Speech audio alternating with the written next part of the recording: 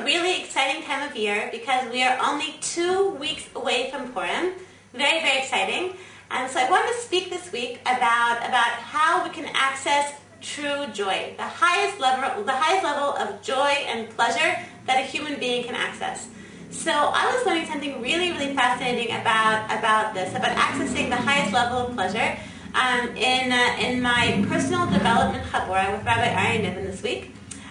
So first of all, when we think about experiencing pleasure, then we tend to think about doing fun things, about doing things that are fun, pleasurable things to do. For example, going to the mall and going on a shopping spree, or going to a fancy restaurant and really stuffing your face, or going to the beach, hanging out, reading a magazine or something, doing things that are just fun.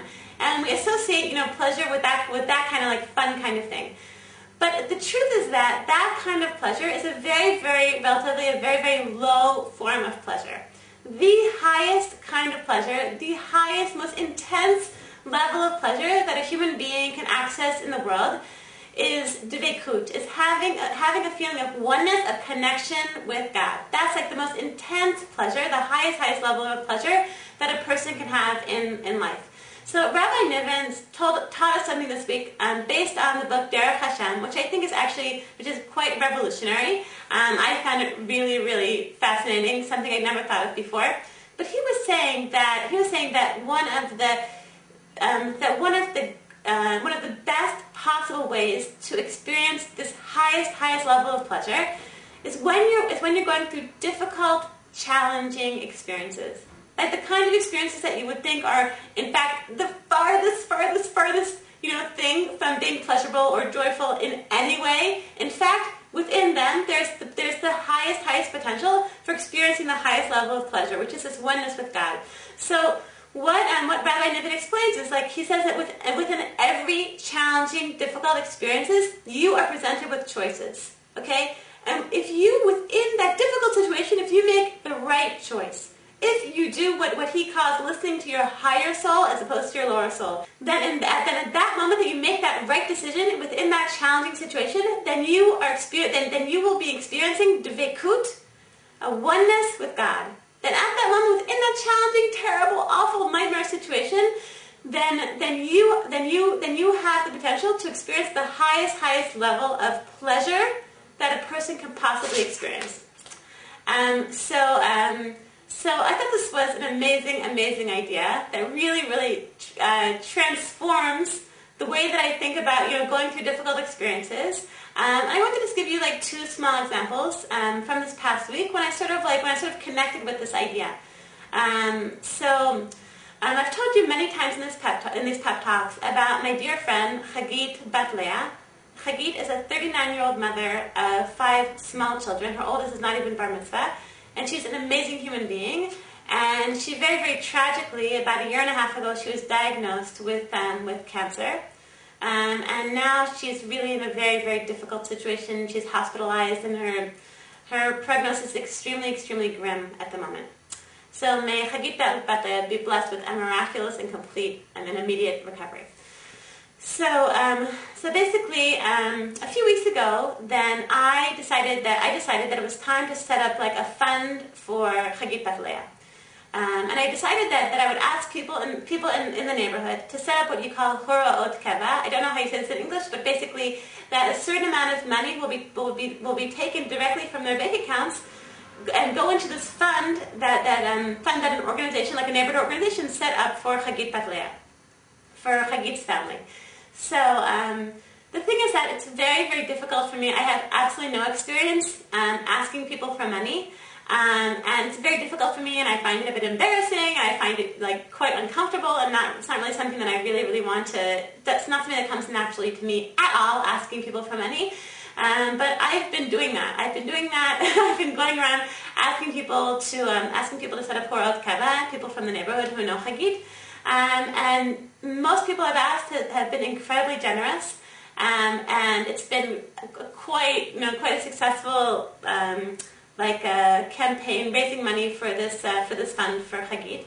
But I guess maybe, as usually it is when you ask people for money, some people have sort of a prickly kind of reaction. sort of a defensive, kind of prickly, even slightly angry sort of reaction.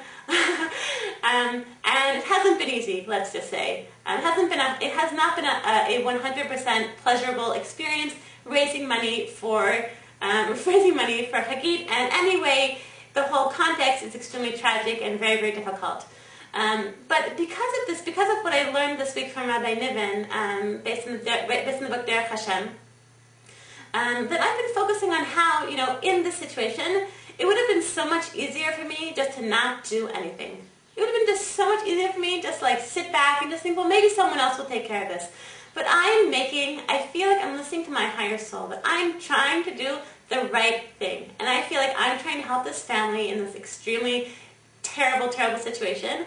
And in that way, even though it's difficult, I'm experiencing, and I think I really am, I'm experiencing a real sense of pleasure because I'm doing the right thing, I'm feeling a sense of connection with God, a sense of dveikut with God that I'm listening to my higher soul, and I'm doing the right thing. Okay, that's one example. Another example, which I think is a lot less intense, is I've told you quite a few times, I think, also in this pep talk, that one of the major things that I struggle with as a mother is that I have a difficult time being present with my children. I have a difficult, let's say I'm hanging out with my children, or my child wants to talk with me, then I'm always thinking of other things that I have to get done. Like my child wants to talk to me and I need to run off to the store to buy some food, or my child wants to talk to me but I want to unload the dishwasher, or I'm always, or all of a sudden I think of the phone call that I have to make, instead of actually focusing on my child. And Rabbi Niven taught us about something, I think it's a wonderful idea, that he calls magical moments. Magical moments are those moments when your child's in a good mood and you're in a good mood, and if you hung out with them, there's a tremendous potential in that magical moment, everyone in a good mood moment, for some good, solid, positive education.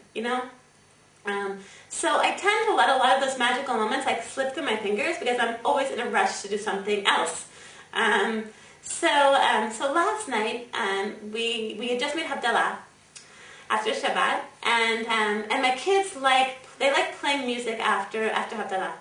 And I have a daughter. My daughter Halal loves playing the recorder, and my daughter Hadass, she loves playing the darbuka, which is a little drum. And they love singing songs, and so they really want to sit around sing songs in honor of Purim songs and Adar songs. And so at that moment, the house was a mess. After Shabbat, it's a total mess. And I had a ton of things that I had to get done on the computer, answer tons of emails that were waiting for me, and different things that I had to do, and make a few phone calls. But at that moment, I listened to my higher soul. My higher soul was telling me, this is a magical moment.